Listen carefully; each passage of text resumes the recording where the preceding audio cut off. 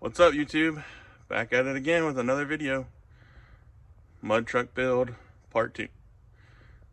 We're about to jack this old 302 out this frame and strip what else we need off this frame.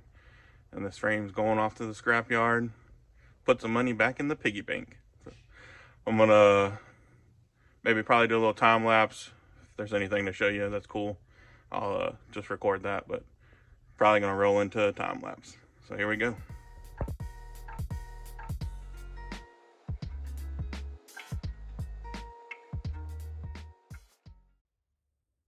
Well, that's how you remove a motor, trans, and transfer case the easy way. I'm gonna get this transmission and transfer case taken off this 302 here. We're gonna save these drive shafts. That way they match up to this transfer case. And because we mostly work on Ford stuff around here, I'm sure another 8.8 will come through these doors. So it's always good to have that stuff on hand. Don't, people get carried away and just start junking stuff and then later on realize, crap, I needed that. So hang on to what you can if you got room for it. That's what I've learned through the years. But I'm probably gonna cut this frame right before these body mounts here and stick that old 4x4 front end on the interwebs and see if anybody needs it for one of their projects. It's still in working condition, so there might be somebody out there that can use something off of it, or who knows, maybe they're just making a mud buggy or want to do like a pre-runner style front suspension. That's all you need right there.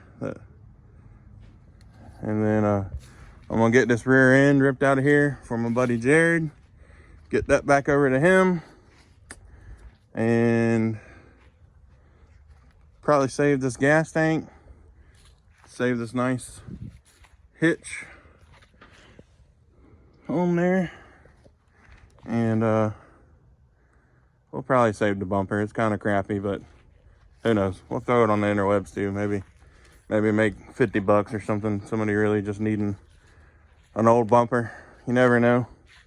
And then the old wheels are going back to Jared. I think he's got some projects he wants to use those on. Those wheels are coming back around. I wasn't a big fan of them 10 years ago, but now they look pretty nostalgic and cool. So I'm glad Jared's saving those and gonna use them on something. But anyways, I'm gonna get this transmission unbolted and we'll see what that clutch and all that looks like in there. All right, me and Jace, my little helper, got the engine and tranny separated.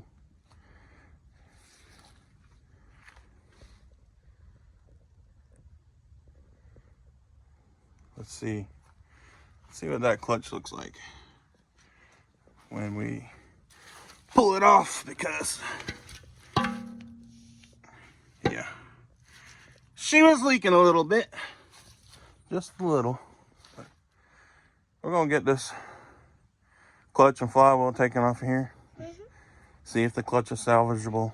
If not, we'll definitely hold on to that flywheel, because when you are doing automatic to manual transmission swaps on these 302s, you gotta make sure you have the right flywheel. They're weighted different, from my understanding. I'm not a engine master when it comes to 302s, so I could be wrong, but from what I read online, when you do a AOD or automatic to like a T18 manual swap, they said to swap the flywheels. So anyways, I'm gonna hand the camera over to my little buddy and we're gonna pop this clutch and flywheel off real quick.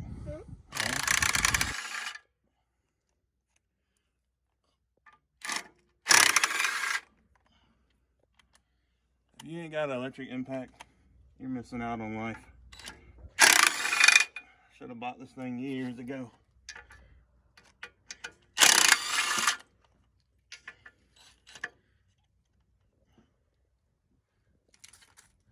those up there for safekeeping. We'll probably never see them again. Oh, clutch is pretty heavy.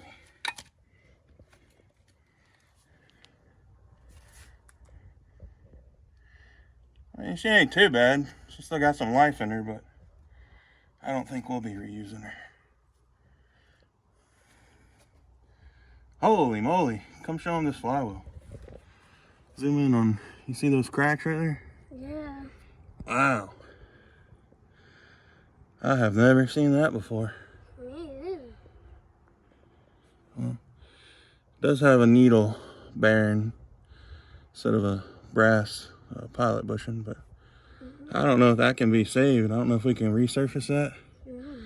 Those are a lot of, I'm gonna say, stress or heat fractures. Wow. Well, that kind of sucks. Let's show them this right here. It's definitely got some scorch marks on it. I would say she was abused a little bit. Let's pop this flywheel off. We'll save it just in case, but I think she might be a goner.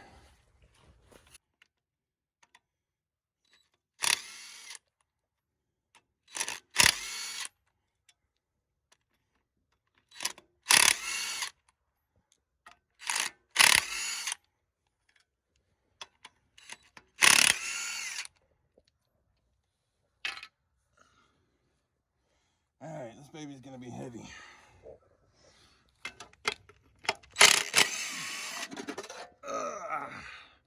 Yep, she's heavy.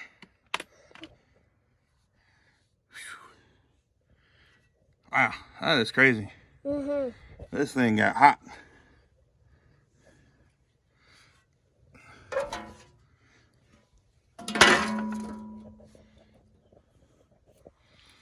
Rear main seal don't look too bad, but it was definitely leaking around the oil pan. But, well, I'd say that's a job done. Well, that's a job well done. Your hands look like that at the end of the day, you know you did something fun. But anyways, shout out to my little buddy behind the camera there. And shout out to my papa for letting me use his Kubota engine hoist. And thanks to my buddy Jared that gave me this whole truck and engine and transmission in the first place. So thank you to all my buddies that helped me out and my family. And thanks for everybody that subscribed and watches the channel. If you aren't subscribed, hit that subscribe button. Help us out. We just hit 1,000 last video. We're finally in the green.